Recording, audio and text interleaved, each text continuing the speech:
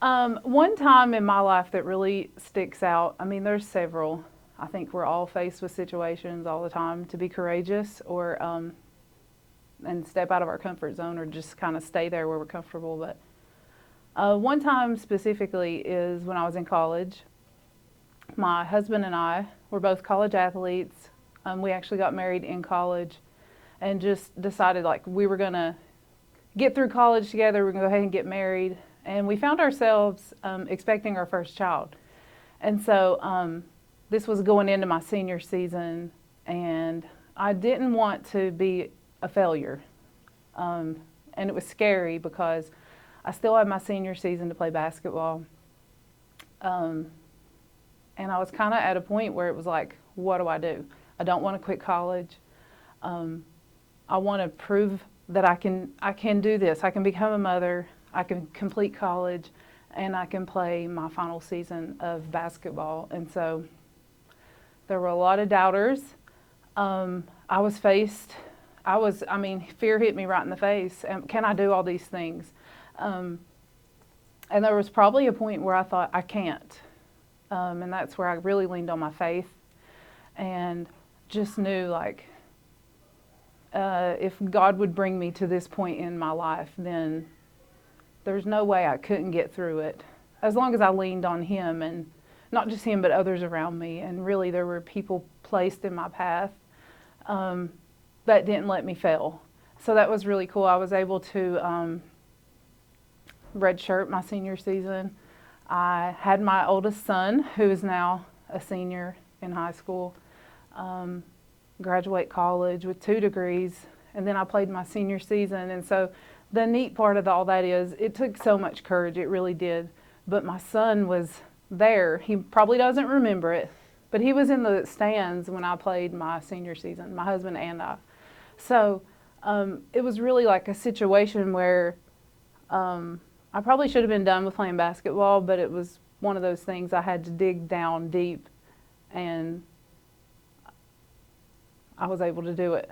And I don't credit myself for having the ability to do that. I know I was surrounded by some really good people who supported me, and by the grace of God, I did it all, and I graduated. And that took a lot of courage, because it would have been easy for me to just say, you know what, maybe I'll take a break from college, and maybe I'll just not play basketball anymore. But I thought, I'm going to prove this and that I can do this. And I don't know how if it'll work out or if it won't, but it did. It did take stepping out of my comfort zone, pushing myself beyond what I thought I could do. And so, and looking back, I'm proud of myself for it, for being able to do that. How do you think this all applied to your later life, like your job, your family, your friends? I think being able to, at 20, say, I can do this. I was 21 by the time I had my son. So I had already been through 4 years of college. But at that point, like, it was just me. I had to worry about me. I think when I was able to get through that, I kind of thought, I could probably do anything if I could finish college with a child and play a sport. And it's really just, it's probably built my character quite a bit. It's helped me to overcome fears, and I've been able to pour into some other people's lives when they think, maybe I can't do this. And it doesn't necessarily mean becoming a mother and being in college and playing a college sport, but hey, you're presented with hard things in life and you can do it. So if nothing else, just being able to encourage other people by what I went through. Well, we are so glad to hear that you persevered through all of this. Thank you. We are so glad to have you here as well. Well, thank you. It's been a pleasure. I gave it a lot of thought because there's been a lot of different moments in my life that, needed courage. And I think that the one I finally settled on was something that I feel really passionate about, because I feel like I want my students to do the same thing that I did. Is whenever I was younger, I decided in 9th grade I was going to be a history teacher and teach Spanish. I don't know how I decided that, but I did. And it was one of my teachers. But I knew I was going to Spain to learn Spanish, which was really random. No one in my family had ever even traveled outside of the United States, let alone across seas. So I told my parents, I went home that night and I said, I'm going to Spain. And they're like, okay, sure. And then I got to college and I had my undergraduate in social studies and I had my minor in Spanish. And I was like, I am going to Spain. And they're like, sure, right, okay, cool. And they told me that they made a deal with me that they would fund half of my trip and I would have to come up with the other half. So I worked throughout, high school and I worked throughout college and I raised the money and I came to them one day and I said, okay, I'm going to Spain next month. And they said, what? And I was like, I did all of the work, like I have my visa done, like I did my passport, I did all these things. And they didn't even know that I had taken my birth certificate to get all this paperwork done. And I said, I've already set it all up. This is the information you need. I'll be staying with a family while I'm over there and I'm gonna, go to school while I'm over there. I'm gonna finish up my undergraduate. And they were so surprised that they were like, okay, I said, and I raised all the money myself actually because I didn't know if they'd be able to raise it or not because we have 4 kids in our family and everybody had been through college. So anyway, and I remember my parents crying because they thought I was going to get taken like the movie. And I went over and I did not have a good time. I actually got really depressed. I was really sad. I wasn't really talking to my family as much because the time difference is so crazy. And my boyfriend at the time was really busy and he wasn't talking to me anymore either. And they were so scared of me doing anything that my whole family told me not to go anywhere. And I just stayed at my host parents' house. And at the end of the year, I finally said I wasn't going to listen anymore and I was going to, start breaking out and doing stuff. And the college asked me to come back. And so I actually ended up going back another year and they said, you had a terrible time. I said, I had a terrible time because I didn't experience life. I just stayed where I was. And so I went back again, even though it was not fun at first. I went back again and I was surprised at how much better I felt because I started going places on my own and I started, talking in Spanish even whenever I was nervous, and I got my own apartment building without anyone's help in a different language, which was terrifying. I made new friends. I ended up getting a job while I was over there and teaching English and then also tutoring English. So I ended up saving money while I was over there too. I traveled to 17 different places while I was there, and 10 of them were in 1 week. I did this crazy trip where I bounced to all these different places and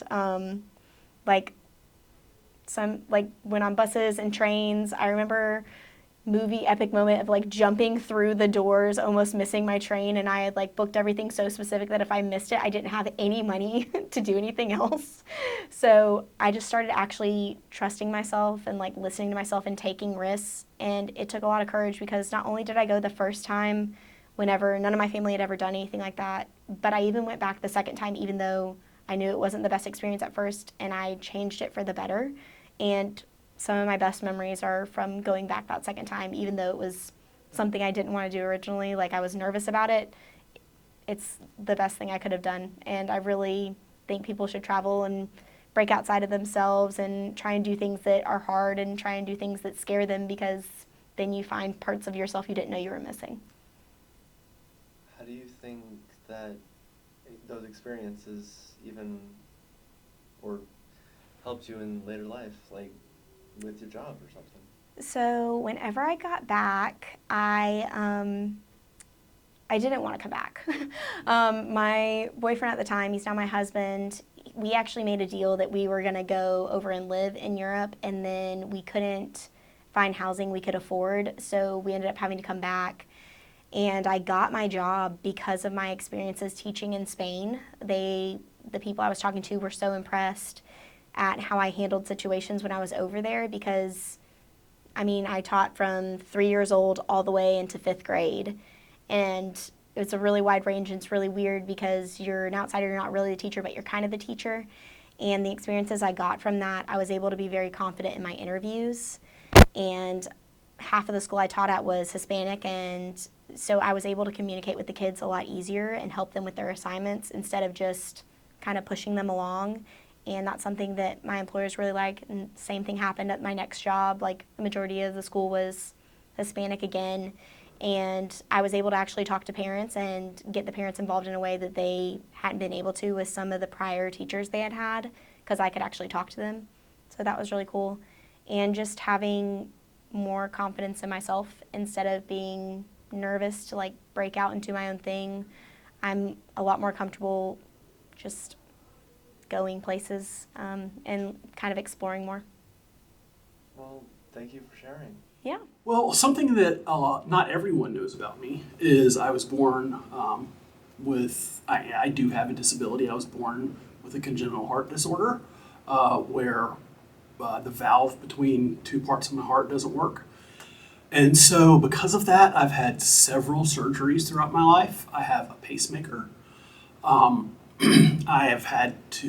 think I've had probably 4 or 5 open heart surgeries. There's been complications from those surgeries. I've had to be rushed to the emergency room several times. I had times when I was about 14 where my heart just stopped beating. That's why I had to get the pacemaker. So I've probably been hospitalized over 100 nights in my life, right? I'm 42. So I've had to deal with that, and didn't get a choice. And I think what I've always heard about courage is, it's not the absence of fear, right? It's continuing when you do fear, perhaps. And I've had plenty of procedures, surgeries where I legitimately did not know if I would wake up after it, but it was the best thing for my long-term survival and health. Yeah. And going forward with that, that takes courage in a way. But, it also manifests itself in a lot of other ways, I think. Because, there were times in my life where I didn't want to just keep going forward. Maybe I didn't want to work and have a normal life and work and all that kind of stuff. But I did. I pushed forward. I got a job. I've stayed in my job. I've never tried to get disability or anything like that. Not that that would be bad if someone needed it, but, I haven't. And I've tried to keep pushing on and living as close to a normal life as I can. So. I'm so sorry to hear about your heart, but you've made it this far. Yeah, and what I would say is I'm not sorry anymore. I used to be sorry and would feel sorry for myself sometimes. And, listen, everybody gets some pity parties every now and then, but I don't feel sorry for myself. I've learned so much about life and how it works and how, what's important to me. And I got to learn that all at a very early age. It was painful to learn some of those things. But now that I'm older, it's been really good. So, I don't think anyone needs to feel sorry. Because you learn from your life. Yeah. Yeah. What else?